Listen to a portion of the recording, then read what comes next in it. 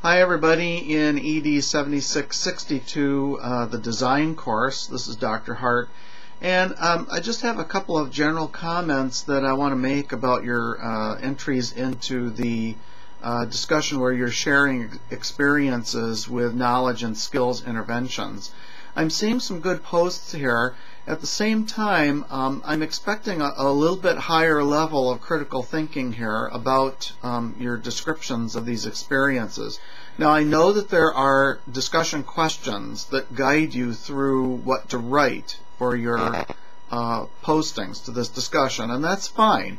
However, I don't want you to be limited just to those questions.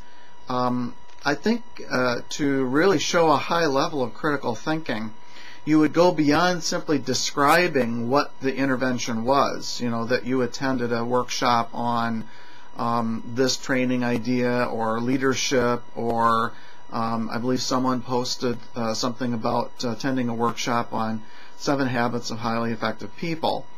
To show a higher level of critical thinking, you'd comment more on how effective this training was. I've posted a question to a number of you asking you to comment a little bit more on specifically how that training improved performance.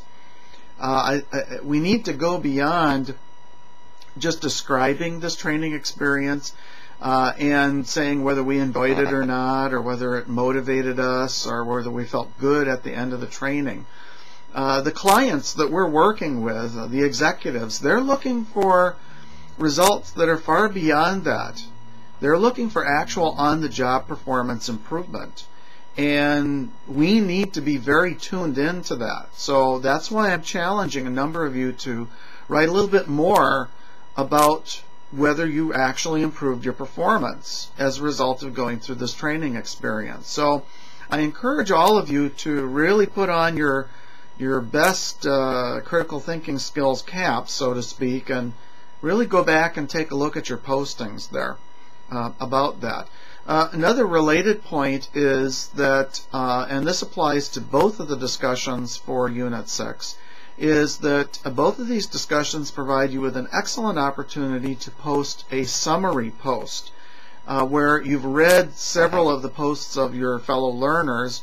You see some common ideas or common challenges or common thoughts, and then pull all those ideas together into a post. So when it says, for instance, in the discussion expectations that you are to respond to some peers, what you can do is not necessarily respond to an individual, but you can respond to, say, 2 or 3 of your peers and say, you know, I saw Bob post in the research discussion. I saw Bob post something on self-directed learning. I saw Mary post something on self-directed learning. And I saw Elizabeth post something on self-directed learning. And here's what seemed to be a common thread throughout these 3 posts about self-directed learning. And so from these common threads, here are some common questions, here are some challenges, here's some thoughts that I have about self-directed learning. Once again, this shows a higher level of critical thinking and goes beyond simply describing or responding in a very transactional kind of way to your fellow learners. So just want to give you a little bit of feedback about that. You'll have all the way through Sunday and actually the early part of Monday to respond to some of those ideas. And I'd like you to keep these ideas in mind for the remainder of the discussions for this course, because there will be other opportunities to do the same thing. Apply higher levels of critical thinking to your posts in the form of offering summaries, or in the form of offering more really critical ideas about some of the experiences that you've been through.